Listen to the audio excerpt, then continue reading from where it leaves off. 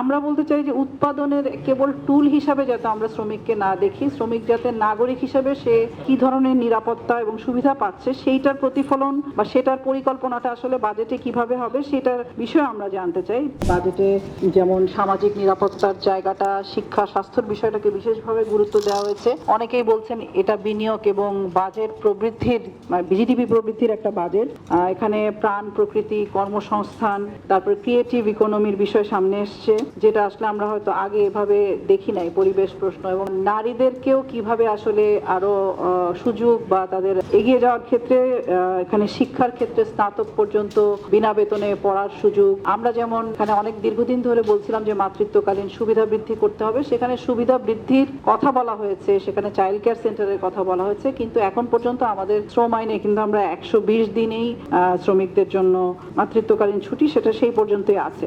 Banking নির্ভরতার কথাও রাজ্জাক ভাই বলেছেন যে আমাদের রাজস্ব আদায়ের ক্ষেত্রে আমরা দেখি যে ব্যাংকিং নির্ভরতার একটা বিষয় আছে, কিন্তু এখানে বাজেটটা পাঠ করে দেখা গেছে যে এবার বোধহয় একটু তিতুমির ভাই আরো ভালো এখানে নিশ্চয়ই বলবেন আমাদেরকে। আমরা আসলে শুনতে এসেছি যে 59% গত বছর ছিল ব্যাংকের উপর নির্ভরতা, সেটা এবার 46% সরকার নির্ধারণ করেছে।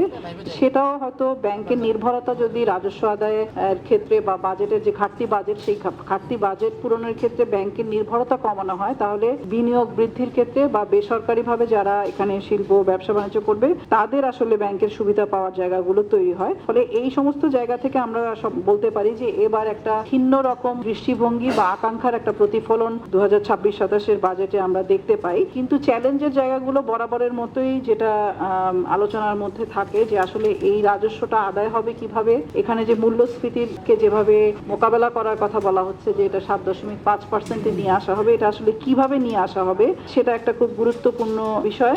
এখানে আসলে যে আমরা দেখছি যে এখানে যারা সরকারি কর্মকর্তা তাদের একটা যে পে স্কেল সেটা বৃদ্ধি করার ক্ষেত্রেও বাজেটে উল্লেখ করা আছে, কিন্তু আমাদের দেশের অর্থনীতিকে সচল রাখার ক্ষেত্রে যারা উৎপাদন করছেন, যারা জিডিপি বৃদ্ধি করছেন, সেই শ্রমজীবী মানুষের সংখ্যাও কিন্তু মোট জনগোষ্ঠীর একটা বড় অংশ।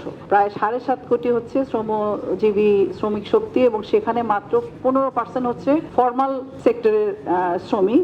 তো সেই ক্ষেত্রে আসলে আমাদের আউটসোর্সিং শ্রমিকদের কি হবে, আমাদের জাতীয় ন্যূনতম মজুরির একটা কমিশন গঠন করা, সেটার জন্য যে আমাদের একটা দীর্ঘদিন থেকে বিষয়গুলো বলা ছিল, সেগুলোর জায়গায় কিন্তু আমরা এখন পর্যন্ত কোনো স্পষ্ট দিক নির্দেশনা পাই নাই। আমাদের কাছে আমরা ইতিমধ্যেই মালিক পক্ষকে বা এখানে যারা শিল্প সেক্টরে যুক্ত আছেন তারা এটাকে ব্যবসা বান্ধব বলছেন। আমরা বলতে চাই যে উৎপাদনের কেবল টুল হিসাবে যাতে আমরা শ্রমিককে না দেখি, শ্রমিক যাতে নাগরিক হিসাবে সে কি ধরনের নিরাপত্তা এবং সুবিধা পাচ্ছে সেইটার প্রতিফলন বা সেটার পরিকল্পনাটা আসলে বাজেটে কিভাবে হবে সেটার বিষয়ে আমরা জানতে চাই। যেখানে ফ্যামিলি কার্ডের কথা এসছে, ফ্যামিলি কার্ডে 41 লাখ থেকে প্রায় 2 কোটিকে এই আওতার মধ্যে নিয়ে আসা, কিন্তু আমাদের দেশে যে চর্চাটা আমরা দেখেছি যে সামাজিক নিরাপত্তার যেই ক্ষেত্রগুলো রয়েছে সেই ক্ষেত্রগুলো বিগত সময়ে আমরা বারবারই দেখেছি এটা একেবারে রাজনৈতিকভাবে ব্যবহার করা হয়েছে, নির্বাচনী প্রচারণার হাতিয়ার হিসাবে এটাকে ব্যবহার করা হয়েছে। কারা আসলে সামাজিক নিরাপত্তার সুযোগগুলো পাবেন সেটার একটা লিখিত রূপ বা একটা কাগজে কলমে রূপ থাকলেও বাস্তবে আসলে সেটা কারা পাবেন সেটার দিক নির্দেশনাটা আমরা জানতে চাই। কারণ এই যে 2 কোটি আমরা বলছি সেটা আসলে কিভাবে বণ্টিত হবে সেটাও আমাদের আসলে জানা দরকার।